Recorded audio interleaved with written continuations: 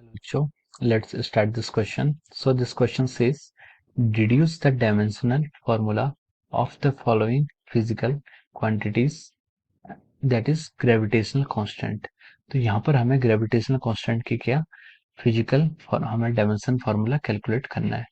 तो जो इसका की कॉन्सेप्ट होगा, इसका की कॉन्सेप्ट है आपका डायमेंशनल फार्मूला या फिर डायमेंशनल एनालिसिस या फिर आपका डायमेंशनल फार्मूला। तो इसका हमने की कॉन्सेप्ट लिख लिया डायमेंशनल एनालिसिस। तो चलिए अब हम इसको आगे सॉल्व करते हैं। तो देखिए हमें सबसे पहले डायमेंशनल फार्मूला निकालने के लिए ग्रेविटेशनल कांस्टेंट की हमें वैल्यू पता होनी चाहिए। तो देखिए हमें पता है कि from the Newton's laws the force is equal to G into m1 into m2 divide by our r square, ये होता है। हम यहाँ से g को लिख सकते हैं, g can be written as f into r square divide by m1 into m2।